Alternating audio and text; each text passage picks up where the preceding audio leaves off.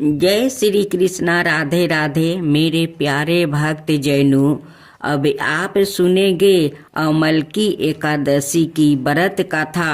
अमल की एकादशी की आप सभी को हार्दिक शुभकामनाएं करती हूँ। ईश्वर आप सभी को सारे मनोकामना पूरा करे। 1000 गौ दान का फल देती है अमल की एकादशी। फागुन शुक्ल पक्ष एकादशी व्रत कथा। मंधाता बोले कि हे वशिष्ठ जी, यदि आप मुझ पर कृपा करे तो किसी ऐसे व्रत की कथा सुनाइए जिससे मेरा कल्याण हो जाए। महर्षि वशिष्ठ बोले कि हे राजन, सब व्रतों से उत्तम और अंत में मोक्ष देने वाले अमल की एकादशी के व्रत का मैं वर्णन करता हूँ। यह एकादशी फागुन माह के शुक्ल पक्ष में होती है। इस व्रत के करने से समस्त पाप नष्ट हो जाते हैं। इस व्रत का फल 1000 गौ दान के फल के बराबर होता है। अब मैं आपसे एक पौराणिक कथा कहता हूँ, आप ध्यान पूर्वक सुनिए। एक वैदिश नाम का नगर था जिसमें ब्राह्मण, क्षत्रिय, वैश्य और शूद्र चारों वर्ण आनंद सहित रहते थे। उस नगर में सदाए वेद धावानी गूंजा करती थी और पापी, दुराचारी और नासिक उस नगर में कोई नहीं था। उस नगर में चैत्यरथ नाम का चंद्रवासी राजा राज करता था। वो अत्यंत विद्वान था और धार्मिक था। उस नगर में कोई भी व्याकृत दलिद्रता वो कंजूस नहीं था। सभी नगरवासी विष्णु भक्त थे और आबाल वृद्धा स्त्री पुरुष एकादशी का व्रत किया करते थे। एक समय फागुन मास के शुक्ल पक्ष की अमल की एकादशी आई। उस दिन राजा, प्रजा और बाल वृद्धा सबने हर्ष पूर्वक व्रत किया। राजा अपनी प्रजा के साथ मंदिर में जाकर पूर्ण कुंभ स्थापित करके धूप, दीप, नैवेद्य, पंचरत्न आदि से धात्री आंवले का पूजन करने लगे और इस प्रकार स्तुति करने लगा। हे धात्री, तुम ब्रह्म स्वरूप हो। तुम ब्रह्मा जी द्वारा उत्पन्न हुए हो और समस्त पापों का नाश करने वाले हो। तुमको नमस्कार है। अब तुम मेरे अर्घ्य स्वीकार करो। तुम श्री रामचंद्र जी द्वारा सम्मानित हो। मैं आपकी प्रार्थना करता हूँ, अतः आप मेरे समस्त पापों का नाश करो। उस मंदिर में सबने रात्रि को जागरण किया। रात के समय वहाँ एक पहेलिया आया जो अत्यंत पापी और दुराचारी था। वो अपने कुटुंब का पालन जीव हत्या करके किया करता था। भूख और प्यास से अत्यंत व्याकुल वो पहेलिया इस जागरण को देखने के लिए मंदिर के एक कोने में बैठ गया और विष्णु भगवान और एकादशी महात्म्य की कथा सुनने लगा। इस प्रकार अनाय मनुष्यों की भांति उसने भी सारी रात जाग कर बिता दिया। प्रात काल होते ही सब लोग अपने घर चले गए तो पहेलिया भी अपना घर चला गया। घर जाकर उसने भोजन किया। कुछ समय बीतने के पश्चात उस पहेलिया का मृत्यु हो गई। मगर उस अमल की एकादशी के व्रत और जागरण से उसने राजा विदुरथ के घर जन्म लिया और उसका नाम वसुरथ रखा गया। युवा होने पर वो चतुरंगी सेना के सहित अवर्धन धनाय से युक्त होकर 10,000 ग्रामों का पालन करने लगा। वो तेज में सूर्य के समान, कांति में चंद्रमा के समान, वीरता में भगवान विष्णु के समान और क्षेमा में पृथ्वी के समान था। वो अत्यंत धार्मिक, सत्यवादी, कर्मवीर था और विष्णु भक्त था। वो प्रजा का समान भाव से पालन करता था। दान देना उसका नित्य कर्तव्य था। एक दिन राजा शिकार खेलने के लिए गया। संयोग से वो मार्ग भूल गया और दिशा ज्ञान ना रहने के कारण उसी वन में एक वृक्ष के नीचे सो गया। थोड़ी देर बाद पहाड़ी मलेच्छ वहां पर आ गया और राजा को अकेला देख कर मारो मारो शब्दों कहते हुए राजा की ओर दौड़े।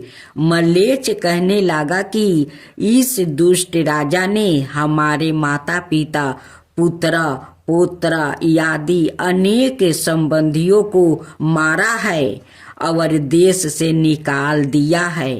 अतः इसको अबर से मारना चाहिए। ऐसा कहकर वो मलेच्छ उस राजा को मारने दौड़ा और अनेक प्रकार के अस्त्र शस्त्र उसके ऊपर फेंका। वो सब अस्त्र शस्त्र उनका बार पुष्पा के समान प्रतीत होता है। अब उन मलेच्छों के अस्त्र शस्त्र उल्टा उन्हीं पर प्रहार करने लगा, जिससे वो मूर्छित होकर गिरने लगा।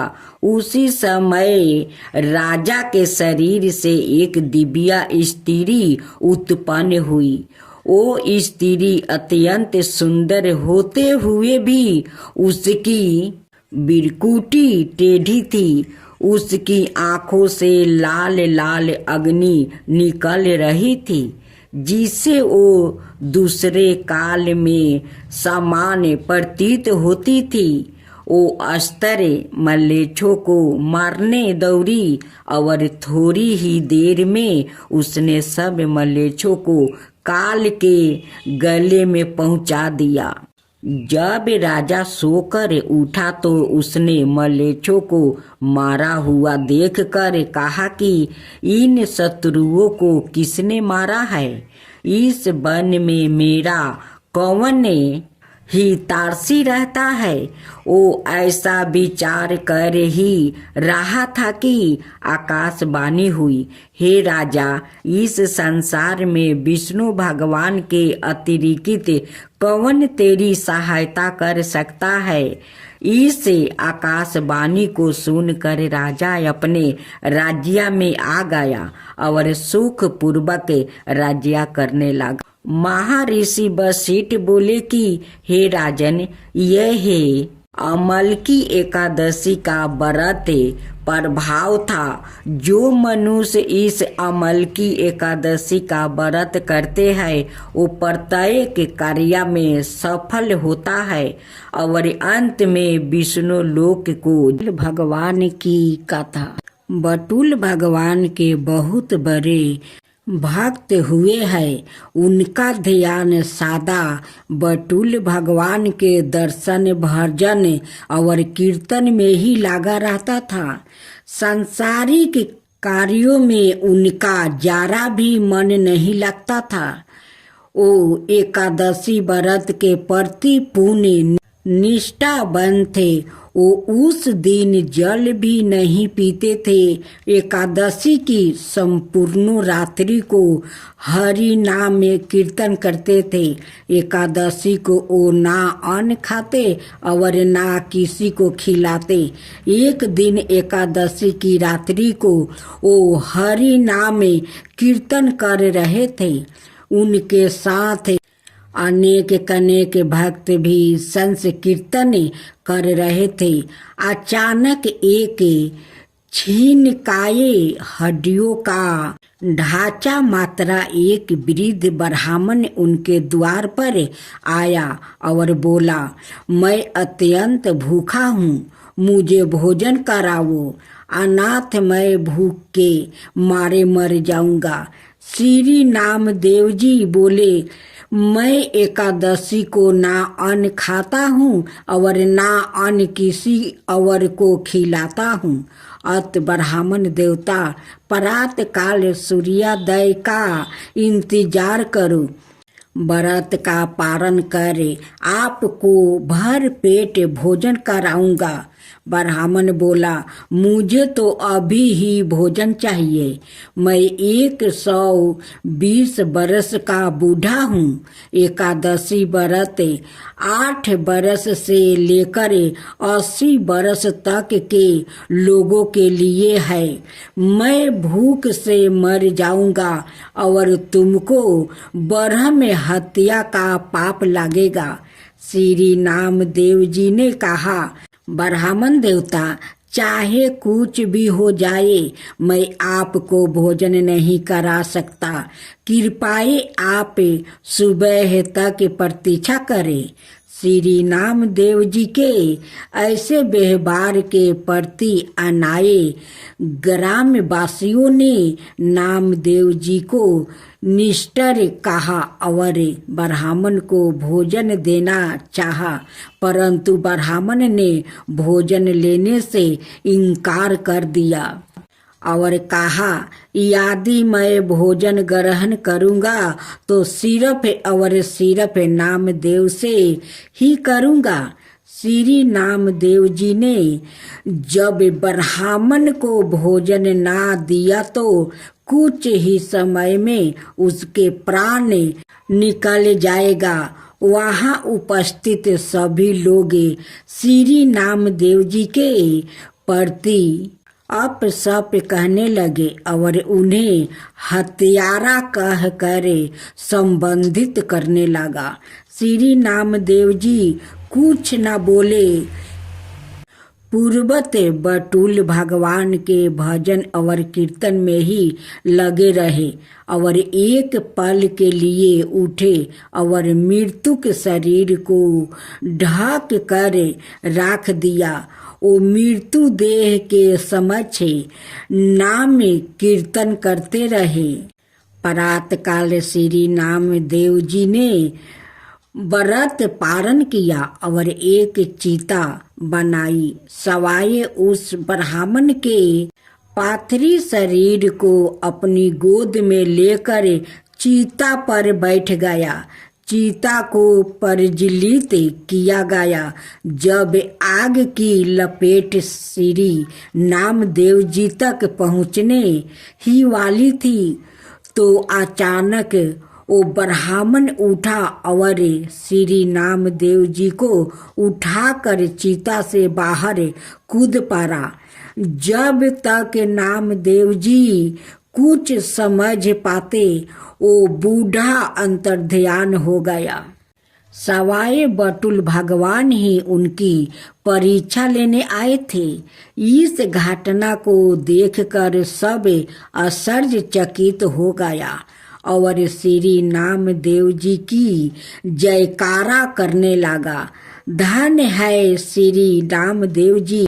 चीता में प्रयाग का प्रकाश ज्ञान का दीपक जले तभी ठाकुर जी का निराकरण स्वरूप दिखाई देता है।